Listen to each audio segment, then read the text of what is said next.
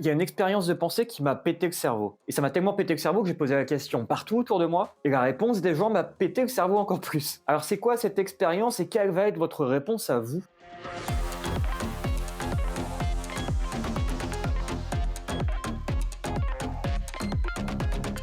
Vous arrivez dans un gigantesque entrepôt. Cet entrepôt est rempli de cartons contenant chacun 1 kg de matière. 1 kg de terre, 1 kg de patates, 1 kg de jus d'orange, 1 kg de fer, 1 kg de cordes, 1 kg d'iPhone, 1 kg de lavant fusion, 1 kg d'eau du bain de Belle Delphine, 1 kg de la partie droite du corps de Donald Trump. Bref, tout ce qui peut exister sur la planète Terre, vous pouvez repartir chez vous avec 1 kg de cette matière. Une sauce samouraï, une sauce cocktail. Vous pouvez obtenir ce que vous voulez, mais pour 1 kg seulement. Qu'est-ce que vous choisissez et pourquoi? Mettez sur pause le temps de trouver votre réponse. Moi, quand je me suis posé la question, je me suis dit, bon, 1 kg de viande rouge, ouais, c'est chouette. Pas de salade, pas de légumes, pas de fruits. Ah, d'accord. Par contre, si je choisis 1 kg de diamant, je peux le revendre, je deviens riche, et ensuite je m'achète tout ce que je veux. On peut très bien imaginer un stand frites croquettes. Oui, d'accord. Mais ça veut dire que je veux pas vraiment 1 kg de matière. Ce que je veux, c'est le vendre pour avoir de l'argent à la place. Et il y a beaucoup de gens qui m'ont répondu de réponses comme ça. Je veux 1 kg d'or, 1 kg de diamant, 1 kg d'antimatière, pour le revendre et devenir riche. Et ça m'a rendu un peu triste parce que, est-ce que ça veut dire qu'on se sent pauvre? Est-ce que ça veut dire qu'on a un mindset de pauvre? Pour le savoir, il faut continuer cette expérience de pensée. Pas tout le monde ne veut troquer son kilo de matière contre de l'argent. Il y a des gens qui m'ont donné des réponses finies, en mode moi je veux 1 kg de chocobon, moi je veux 1 kg de merguez, moi je veux 1 kg de la Joconde, et j'accroche ça dans mes chiottes, terminé. Vous voyez, c'est des réponses finies, one shot. Et je trouve ces réponses-là magnifiques, elles sont très pures. Donc j'insiste vraiment, pas de salade, pas de légumes. Oui. Gras. Mais il y a des petits malins qui sont plus ambitieux. On m'a dit, moi je veux 1 kg de riz, comme ça je peux planter du riz, et ensuite j'ai encore du riz. On m'a dit aussi, je veux 1 kg de graines de cannabis pour le cultiver et ouvrir un business. Ok. On m'a dit, moi je veux 1 kg de poussin pour avoir un élevage de volailles, et ça peut se reproduire à l'infini. Ok, donc ça c'est les réponses infinies. Ici c'est pas 1 kg de matière à vendre, c'est pas 1 kg de matière à consommer en one shot, c'est 1 kg de matière vivante dont il va falloir s'occuper, c'est des responsabilités à prendre, et ça fait grandir, en fait. C'est des réponses très matures, quelque part. Alors que 1 kg de chocobon ou la Joconde dans les chiottes, est-ce que ça fait grandir? Non. Eh bien, c'est ok. Il y a un gars, il m'a dit, je veux 1 kg de bout de cerveau de tous les dictateurs du monde, comme ça les mecs ils meurent, ça fait des révolutions dans leur pays. Il a transformé le kilo de matière en Death Note. C'est créatif, j'aime bien. Mais vous, c'est quoi votre kilo de matière à vous? J'espère que vous avez déjà trouvé, parce que pour la suite de la vidéo, il faut que votre cerveau soit totalement disponible. Donc retenez bien c'est quoi votre kilo de matière, et on met ça de côté, on passe à la suite de l'expérience pour se péter encore plus le cerveau, d'accord?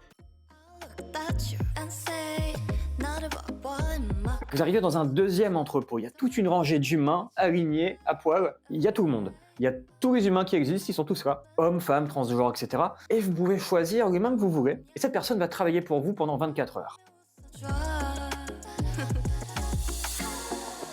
Pendant 24 heures, vous lui donnez n'importe quel travail, cette personne va le faire sans poser de questions. Ça peut être faire le taxi, s'occuper du jardin, coucher avec vous, répondre à vos emails, n'importe quel travail, ok? Qui est-ce que vous choisissez et pourquoi? Pour quel travail? Mettez sur pause le temps de trouver votre réponse. À cette question, on m'a très vite répondu « Moi, je choisis un milliardaire mourant pour qu'il me mette sur son testament, comme ça je touche son héritage. » C'est fou, on a encore cette idée de troquer la chose contre de l'argent. Ce qu'on veut, c'est pas 24 heures de travail humain, ce qu'on veut, c'est troquer ça contre de l'argent.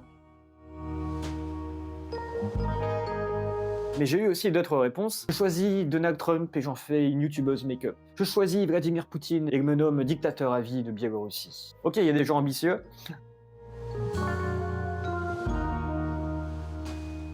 Et il y en a un, il m'a donné une réponse incroyable. Je me choisis moi pour accomplir une journée parfaite, dans laquelle je fais ce que je veux quand je veux, pour voir ce que ça fait. J'ai trouvé ça excellent. Et vous, que choisissez-vous pour 24 heures de travail humain? Retenez bien votre réponse, car on va passer au dernier conteneur. Après avoir obtenu 1 kg de matière et 24 heures de travail humain, vous obtenez maintenant 10 000 unités d'énergie. Ça peut être 10 000 moulins à eau sur une rivière, ça peut être 10 000 chevaux, 10 000 chiens de traîneau, peu importe d'où vient cette énergie, vous en avez maintenant 10 000. Quelle énergie vous choisissez? Qu'est-ce que vous en faites? Moi je me dis, j'utiliserai l'énergie de 10 000 cartes graphiques pour miner du Bitcoin. Et là je suis encore en train de transformer ma réponse en argent. Et l'argent ça sert à quoi? à acheter des kilos de matière, à acheter du travail humain et à acheter de l'énergie. Et moi, je veux troquer ces trucs-là contre de l'argent pour réacheter ces trucs-là. Attendez.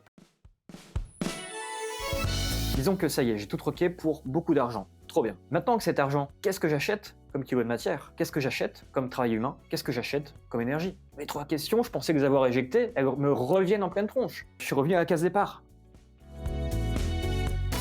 Et c'est là où pour moi j'arrive au bout de l'expérience de pensée. Quand je me rends compte que je peux tout acheter, pourquoi est-ce que j'ai l'impression d'avoir perdu quelque chose? J'ai le sentiment d'avoir perdu quelque chose en passant de j'obtiens à j'achète.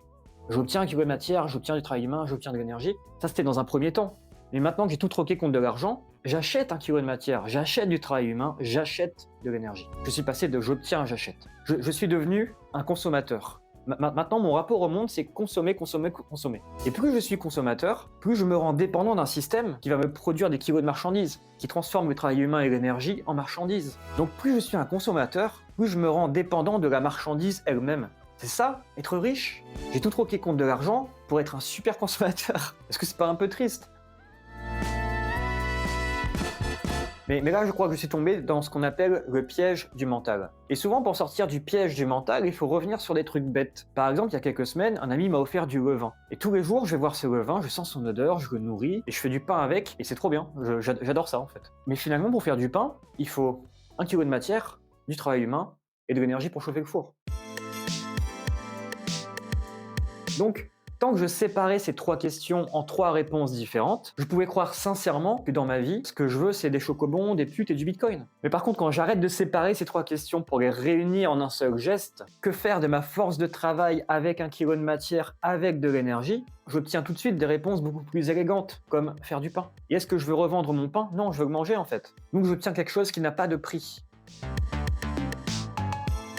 Et donc ça veut dire qu'il y a un problème avec mes 3 expériences de pensée. Là. Tant que je me pose des questions séparées comme ça me mène à un mindset de pauvre qui veut de l'argent. Ça me mène à de la décadence. Et donc c'est comme si ces 3 questions, en fait, c'était des fragments d'une question plus grande. Et que si je prends les fragments séparément, j'obtiens des petites vérités pitoyables. Mais par contre, si je réunis tout, j'obtiens une grande vérité un peu plus noble. Et si c'est vrai pour ces 3 expériences de pensée, est-ce que c'est vrai pour toutes les expériences de pensée ?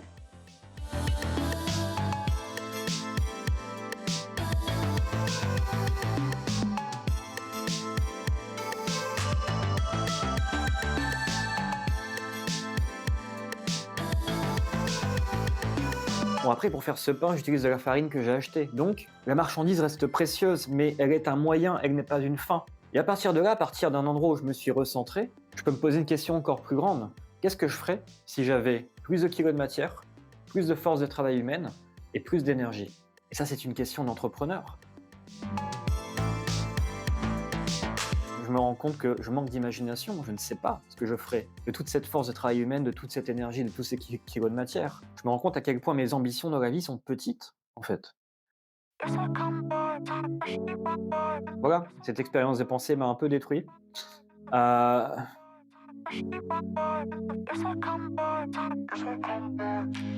Dites-moi quelles sont vos 3 réponses à ces questions et qu'est-ce qui se passe quand vous fusionnez les 3 questions en une seule réponse. Ça m'intéresse beaucoup de le savoir. C'était Trigor, je vous dis à bientôt pour une prochaine vidéo.